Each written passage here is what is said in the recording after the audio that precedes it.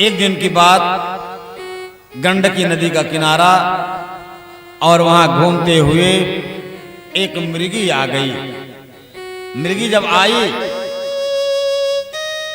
पानी पी रही थी और उसी समय सुदूर में बैठा हुआ कोई सिंह दहाड़ा जोरों से। सिंह की दहाड़ को सुन करके मृगी डर गई।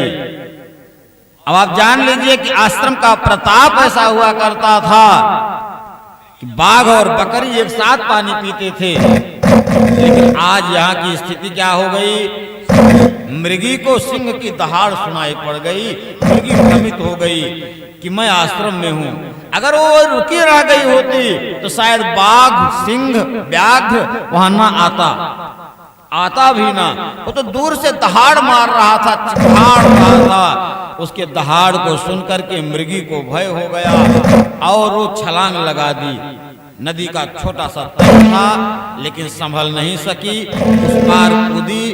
बीच में ही वो आसन्न प्रसूता थी, गर्भवती थी। गर्भ का प्रस्रवण हो गया, गर्भ नदी में गिर गया। मृगी भागते हुए अपनी प्राण रक्षा की।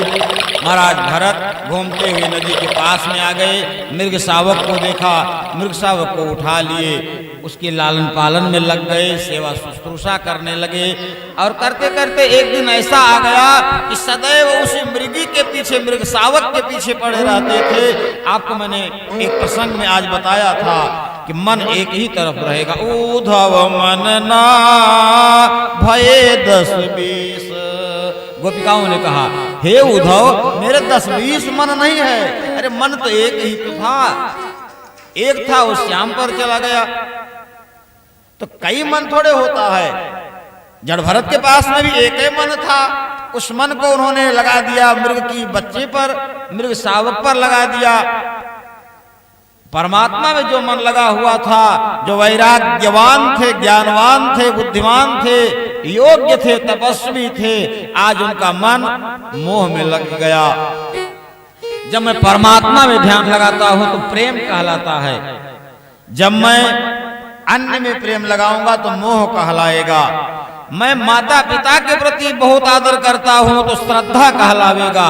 श्रद्धा शब्द का प्रयोग मात्र पिता, माता और गुरु, सत्शास्त्र के प्रति जो लगाव होता है वो श्रद्धा कहलाता है। गुरु वेदांत वाक्येषु विश्वासः श्रद्धा।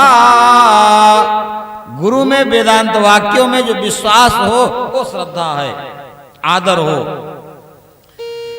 महाराज भरत इतना तल्लीन हो गए उस मृग के बच्चे में, परमात्मा को भूल गए।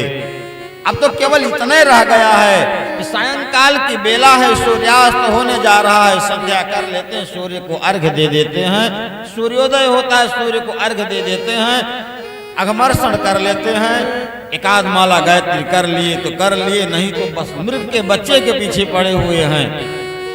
मृग का बच्चा बड़ा हुआ, उसने भी अपने समूह को देखा और महात्मा जी को छोड़ करके चला गया मृगों के झुंड में।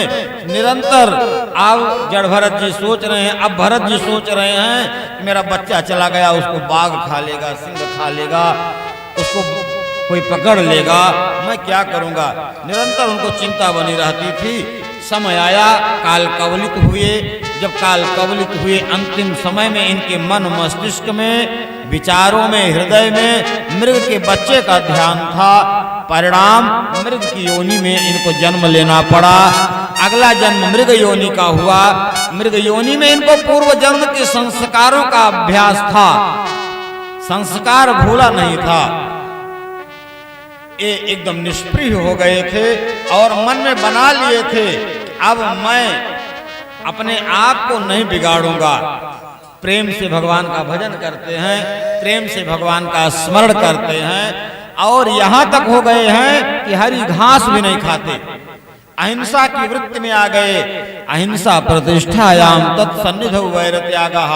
जब अहिंसा जग जाता है, उस व्यक्ति के समीप में भी जो रहता है वह भी हिंसा छोड़ देता है। मृग के रूप में भरत जी ने जन्म लिया, इनके आसपास में भी यदि कोई हिंसक जानवर आता है तो हिंसा वृत्ति को छोड़ देता है, इनके प्रति आक्रमण नहीं करता है। इस तरह से मृग योनि में कुछ ही दिन रहे, अन्न जल का सेवन नहीं कर रहे हैं, शरीर छूट जाती है। अगला जन्म ब्राह्मण के यहाँ हुआ। नरत्वम दुर्लभम लोके, मनुष्य होना दुर्लभ है, और उसमें भी मानुष्य सति दुर्लभा पुरुषता पुनस्ते पुनर्विप्रता।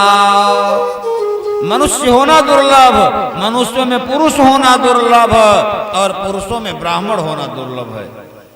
इसलिए कि ब्राह्मण ये पृथ्वी का देवता है। आज इस आरक्षण के युग में, आज इस कलि के प्रभाव से जल रहे युग में, भले ही कोई कह दे कि ब्राह्मणों का अपमान है, लेकिन आज भी अगर ब्राह्मण गायत्री की उपासना कर रहा है, आचार्य द्वारा प्राप्त गुरु मंत्र का उपदेश जो मिला हुआ है उसका नित्य जप कर रहा है, तो सारी शक्तियां एक तरफ रहेंगी, और ब्राह्मण का ब्राह्मणत्व स्वयं में ही सम्मान है, स्वयं में ही सक्षम है और पर्याप्त है।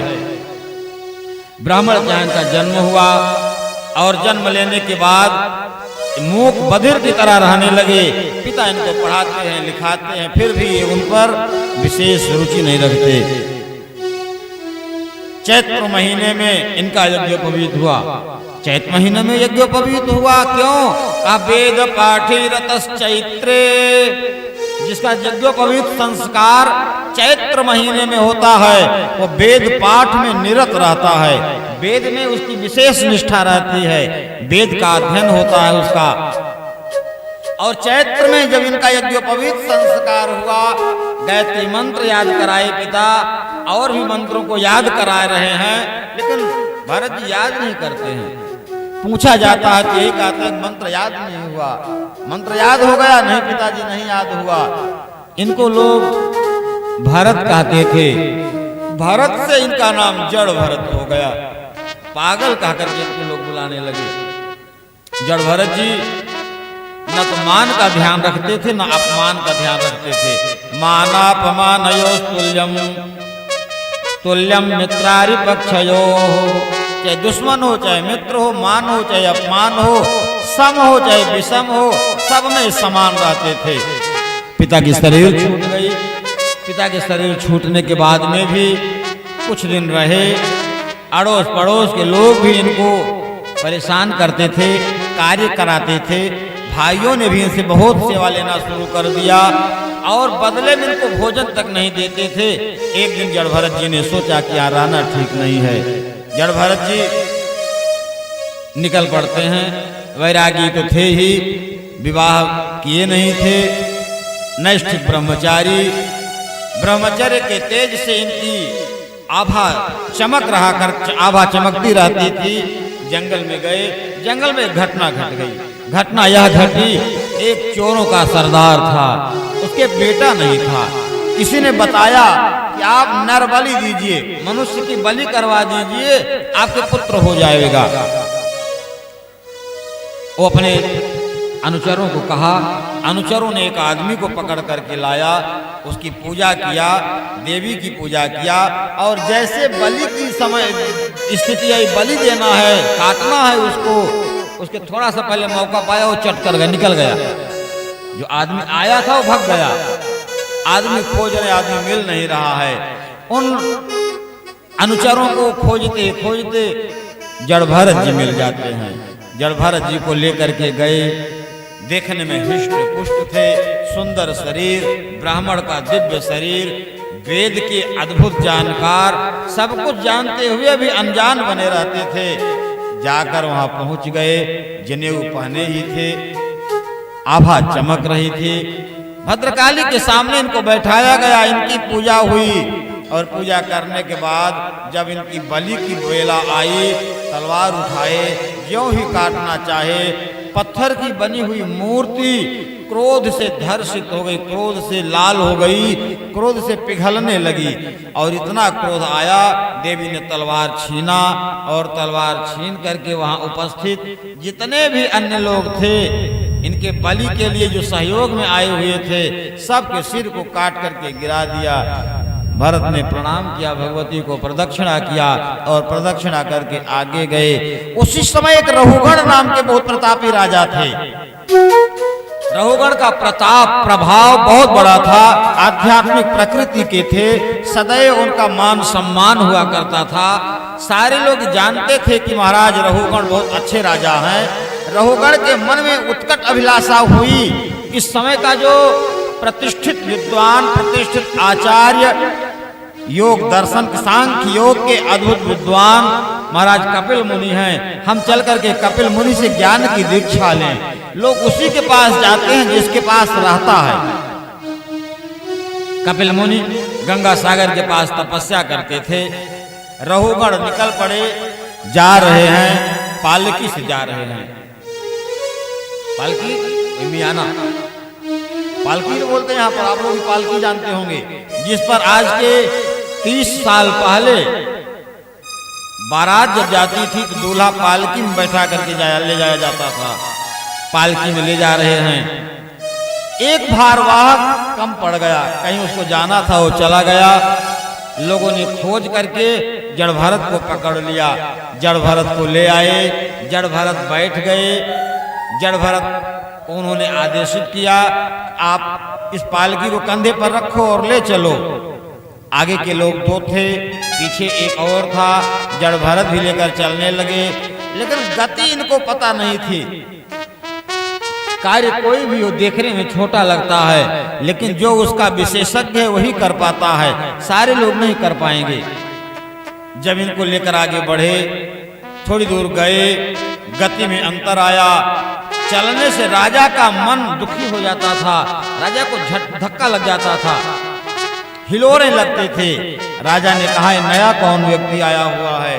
लोगों ने बताया कि जो नया आया हुआ है वही गड़बड़ी कर रहा है। राजा ने दंडित करने के लिए कठोर वाणी का प्रयोग किया। राजा ने कहते कहते मृत्यु दंड देने तक की बात कह दिया।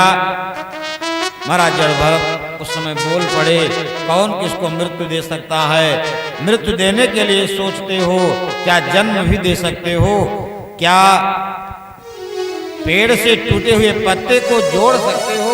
पत्ते को तोड़ा जा सकता है, लेकिन टूटे हुए पत्ते को लगाने की सामर्थ्य हो तब पत्ता तोड़ो।